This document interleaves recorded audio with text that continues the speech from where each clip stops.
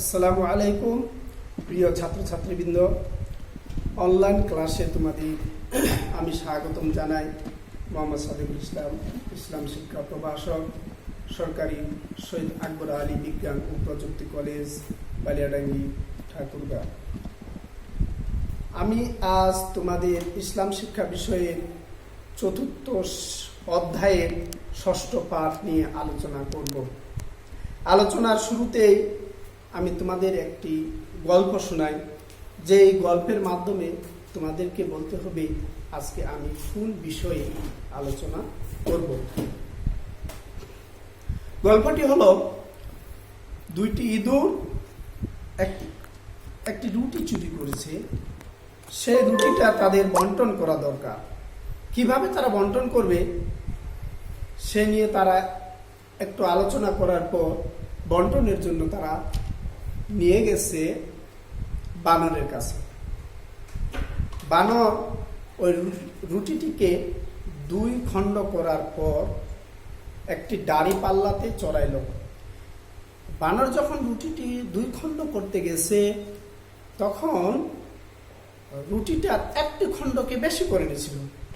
বেশি করে নেওয়ার পর উনি এখন দাড়ি পাল্লাতে যখন চড়াইল তখন যে দিকের খণ্ডটা একটু বেশি সেদিক এমনি হালে গেল।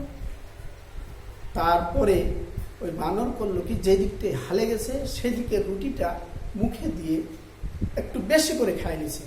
খাওয়ার পরে আবার পাল্লাতে যখন দিছে তখন অপর দিকে যেটা ছিল সেটা হালে গেছে। এবার অপর দিকে একটা আবার মুখে নিয়ে একটু বেশি করে কামড় দিকে নিয়ে নিছে। এবার আবার দিল, তখন দেখতেছে যে একদিকে ভারী হচ্ছে আরেক দিকে উঠে যাচ্ছে। এমন করতে করতে সবার শেষে যখন একটু থাকলো সেটুকু উনি এখন ওই দুই ইঁদুরকে বলতেছে যে আমি এতক্ষণ ধরে পরিশ্রম করতেছি, তো এটুকু এখন আমার পাওনা, আমি খেয়ে নেব। ঠিক তাই করলেন। প্রিয় শিক্ষার্থীবৃন্দ, এই ঘটনা থেকে, এই গল্প থেকে আমি বলতে চাচ্ছি আজকে কোন বিষয়ে আমি আলোচনা করব। হ্যাঁ, ঠিক বলেছ, আজকে আমি আলোচনা করব আদল। আদল সম্পর্কে আলোচনা করব। এখন এই আদলের শিখন ফল কি আমরা সেই বিষয়ে বলি।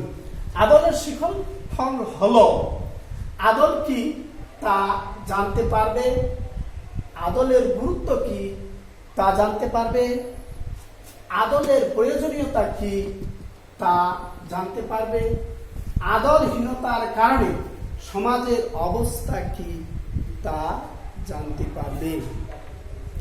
প্রিয় শিক্ষার্থীবৃন্দ, আসো এখন আমরা আদল শব্দের শাব্দিক অর্থ জানি। আদল আরবি শব্দ, এর অর্থ হলো ন্যায় বিচার, সুষম বন্টন, ন্যায় নীতি, ভারসাম্য রক্ষা করা, ইনসাফ করা ইত্যাদি। সাধারণভাবে বলা যায় দুইজন অংশীদারের মধ্যে কোনো একটি বস্তু দুইজন অংশীদারের মধ্যে এমনভাবে বন্টন করা যাতে কারো কম বেশি বা কেউ ক্ষতি না হয় বা পক্ষপাতিত্ব না হয়, এমনভাবে বন্টন করার নাম আদল। ইসলামী শরীয়তের পরিভাষায় আমরা বলতে পারি, ইসলামের আদর্শ ও বিধান অনুযায়ী, ইসলামের আদর্শ ও বিধান অনুযায়ী যথাযথভাবে আল্লাহ ও রাসূল সাল্লাল্লাহু আলাইহি সাল্লাম এর মানব সমাজে যা যার প্রাপ্য তা পুরোপুরি প্রদান করার নাম আদল। প্রিয় শিক্ষার্থীবৃন্দ, তাহলে আদলের শাব্দিক এবং পারিভাষিক অর্থ কি সেই সম্পর্কে আমরা জানলাম। এখন আদলের গুরুত্ব এবং প্রয়োজনীয়তা কি সেই সম্পর্কে আমরা বলি। আদলের গুরুত্ব এবং প্রয়োজনীয়তা ব্যাপারে আল্লাহ তাআলা স্বয়ং নিজেই বলেছেন। আল্লাহ নির্দেশ দিয়ে বলেন, ইন্নাল্লাহা ইয়ামুরুকুম বিল আদলি ওয়াল ইহসান, সূরা নহল 90 নং আয়াত। যার অর্থ আল্লাহ তাআলা বলে নিশ্চয় আল্লাহ আদল ও ইহসান প্রতিষ্ঠার আদেশ দেন। এরপরে আমরা বলতে পারি সমাজের শান্তি রক্ষার কবচ। আদল সমাজে শান্তি ও শৃঙ্খলা রক্ষা আল্লাহ তাআলা নির্দেশিত পদ্ধতি। কেননা আদলের মাধ্যমে মানুষ কেবল নিজের অধিকার বুঝে নেয় না, বরং অপরকেও তার নিজস্ব অধিকার বুঝিয়ে দেয়। এরপরে আমরা বলতে পারি বিবাদ মীমাংসা। সমাজে অনেক রকমের মানুষ বসবাস করে। এই বসবাস করা অবস্থায় তাদের মধ্যে যদি কোনো ঝগড়া বিবাদ লেগে থাকে, কোনো কলহর লেগে থাকে, আর লেগে থাকাটাই স্বাভাবিক। আর এই লেগে থাকার পরে তাদের মধ্যে যদি কোনো ব্যাপার নিয়ে লেগে থাকে, সেটাকে বন্টন করা বা সেটাকে সে সংঘাতকে যেন আর বৃদ্ধি না করে দেওয়া, সেটাকে কিভাবে নির্মূল করা যাবে, সেটাকে কিভাবে আপোস করে দেওয়া যাবে, এই ব্যাপারে আল্লাহ তাআলা বলেন, আর তাদের মধ্যে মীমাংসা করে দাও আদলের সাথে এবং ন্যায় বিচার করো। আদলের সাথে ন্যায় বিচার করতে বলছেন, অর্থাৎ তারা যেন কোনো প্রকার বিবাদের মধ্যে আবার পুনরায় লিপ্ত না হয়। এরপরে আমরা বলতে পারি ন্যায় বিচার প্রতিষ্ঠা। ন্যায় বিচার নিশ্চিত করতে হলে আদলের কোনো বিকল্প নেই। কেননা আদলই মানুষের প্রাপ্য অধিকার যথাযথভাবে আদায় করে। পক্ষপাতিত্বহীন ভাবে আদল কখনো করে না। এই ব্যাপারে আল্লাহ তাআলা বলেন, আর যখন তোমরা লোকদের মধ্যে বিচার করবে তখন তাদের আদলের সাথে বিচার করবে।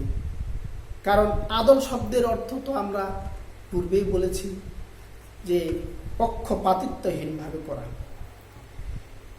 তাই আদলের গুরুত্ব আমাদের কাছে অপরিসীম। এরপরে আমরা বলতে পারি অপরাধ নির্মূল।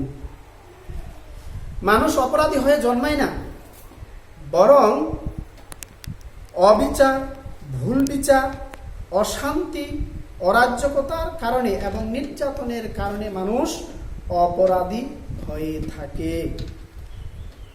আর এই অপরাধীদের যদি দৃষ্টান্তমূলক শাস্তি দেওয়া হয়, তাহলে অবশ্যই সমাজ থেকে অপরাধ নির্মূল করা সম্ভব। এরপরে আদল তাকওয়া অর্জন করে। কি আদল হলো তাকওয়ার অত্যন্ত নিকটবর্তী। কারণ তাকওয়া শব্দের শাব্দিক অর্থ হলো আল্লাহ ভয়, ভীতি, পরহেজগারি ইত্যাদি। আর এই আদলের মাধ্যমে এটা প্রস্ফুটিত হয়। আদল অনুশীলনের মাধ্যমে দুর্বল ও তাকওয়া গুণে গুণান্বিত হবে। বিশ্ব শান্তি প্রতিষ্ঠায় অন্যায় সাম্রাজ্যবাদী নীতি পৃথিবীতে অশান্তি সৃষ্টি করে। বিভিন্ন রাষ্ট্রের প্রতি অন্যায় হস্তক্ষেপ রাজনৈতিক, অর্থনৈতিক বিশ্ব ব্যবস্থাকে বিপর্যয় ডেকে আনে। বিশ্ব সমাজ শান্তি প্রতিষ্ঠার ক্ষেত্রে তাই আদলের গুরুত্ব অপরিসীম। এরপরে দ্বন্দ্ববিধি প্রয়োগ। বিচার ব্যবস্থা সবার জন্য সমান আইনের প্রয়োগ থাকতে হবে। তা না হলে বিচার ব্যবস্থা ভেঙে পড়বে। সেই কারণে যারা চুরি করে, ডাকাতি করে, ছিনতাই করে, সুদ খায়, ঘুষ খায়, চাঁদাবাজি করে ইত্যাদি কাজ যারা করে থাকে, অবশ্যই সরকার বিধি অনুযায়ী বা কোরআন হাদিস অনুযায়ী যে দ্বন্দ্ববিধি রয়েছে সেটা যদি সঠিকভাবে কার্যকারী করা হয়, সেটা যদি সঠিকভাবে দ্বন্দ্ববিধিটা প্রয়োগ করা হয় তাহলে সমাজ থেকে অপরাধ নির্মূল হবে। আর এই ব্যাপারে আল্লাহ তাআলা বলেন, আর আল্লাহর বিধান কার্য করার ক্ষেত্রে তাদের প্রতি যেন তোমাদের মনে কোনো দয়া উদ্বেগ না হয়, যদি তোমরা আল্লাহ এবং পরকালের বিশ্বাসী হও। পরিশেষে আমরা বলতে পারি আদলহীনতা কারণে সমাজটা একবারে অত্যন্ত, সমাজের পরিস্থিতি অত্যন্ত নাজুক হয়ে যায়। কেননা রাসূল সাল্লাল্লাহু আলাইহি সাল্লাম বলেছেন, যারা অত্যাচারের কাজে তার জাতীয় গোষ্ঠীকে সহযোগিতা করে তারা ইহুদি খ্রিস্টানদের মতোই মৃত্যুবরণ করবে। এই হাদিস থেকে আমরা বুঝতে পারি যারা আদল করে, যারা অত্যাচার করে, এই অত্যাচারীকে যারা সাহায্য করলো তারা কিন্তু আদল করলো না। কারণ প্রথমে আমি একটি গল্প বলেছি, সেই গল্পে থেকে আমরা বুঝতে পারছি যে তিনি সঠিকভাবে আদল করতে পারেননি।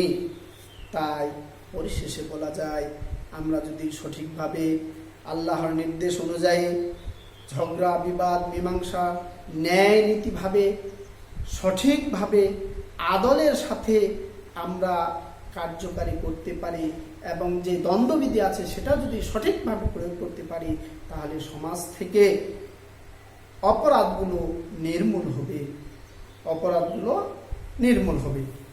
এখন আমি তোমাদের বাড়ির কাজ দিচ্ছি। প্রিয় শিক্ষার্থীরা, বাড়িতে তোমরা বসে বসে আছো, এই করোনা ভাইরাসের কারণে তোমরা বাড়িতে এই আদল সম্পর্কে অন্তত 5টি বাক্য লিখবা। এটা তোমাদের বাড়ির কাজ। আর এই বলে আমি আজকে তোমাদের ক্লাস শেষ করছি। আসসালামু আলাইকুম ওয়া রাহমাতুল্লাহ।